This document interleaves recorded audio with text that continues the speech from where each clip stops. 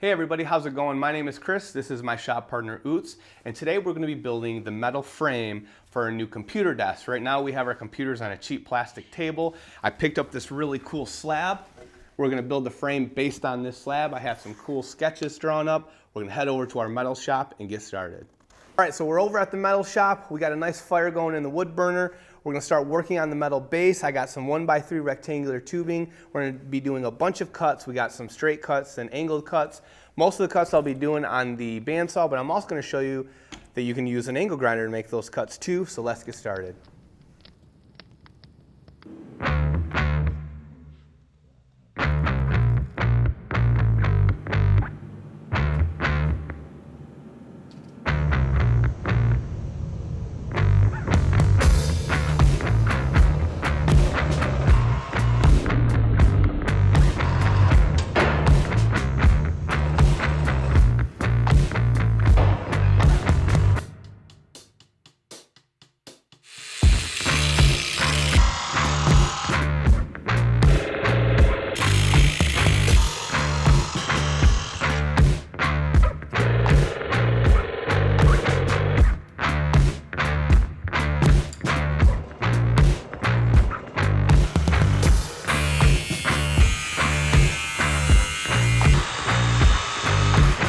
So I want to stop real quick and share a couple tips for cutting nice straight lines with an angle grinder. First thing I do is I'm going to take the shroud, the protective shroud, and I'm going to move it back so that I can see over top and just see the front edge of the cutting wheel. That'll let me tell if the cutting wheel is vertical and that it's going to follow nicely along my line. And just like using a handsaw, I'm going to cut to the waist side of my line, and I can accurately follow that line by starting at the back of the cut and looking just to the left of the blade and follow along and get a really nice straight cut. And the sparks, which are moving in this direction, won't obscure your visibility, so you can follow that nicely. Once I cut all the way through this side, I'll follow down a little bit on each edge, and then I'll flip it over and repeat that, and then I'll have a really nice accurate cut.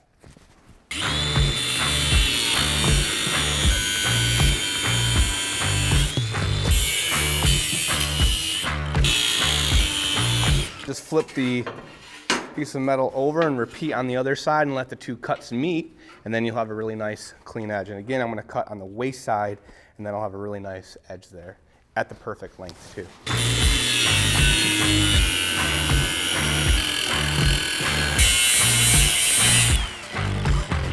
And you can see it gives you a really nice clean straight cut. Just maybe a touch on a belt sander or something like that, and it's going to be ready for welding.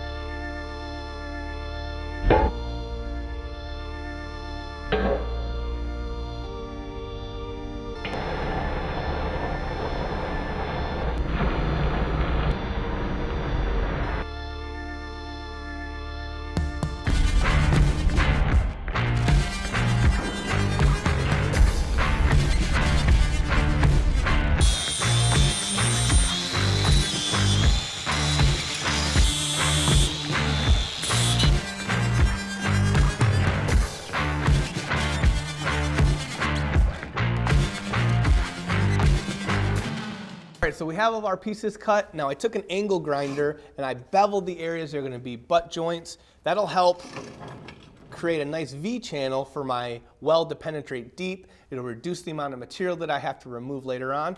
So first we're going to tack all of our pieces together, then start welding some beads and put this frame together. Let's get welding.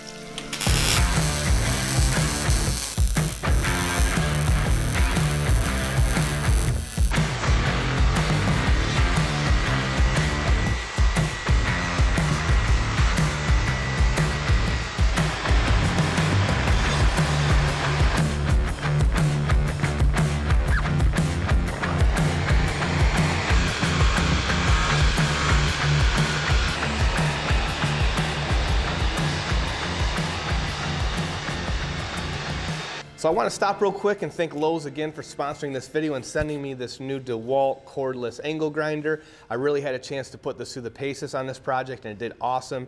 It handled every task I threw at it. I used it for cutting, I used it for grinding, threw some sanding disc on it, used it for sanding and polishing. Did a really, really good job, and it was really nice not being tethered down to a cord to trip over, things like that. But if you're in a metal shop and you're going to be doing any kind of serious metal working, you're going to want an array of different angle grinders that you have your different heads on. So eventually I'll probably switch to several different cordless versions like this just because they're so handy. You are going to want to have some heavy duty battery packs for these because they do draw a lot of juice, some 4, 5, 6 amp hour batteries, and they'll work really, really good. So thanks so much, Lowe's. There's going to be a link to this angle grinder as well as the other ones and the polisher that I use for my metalworking down in the description.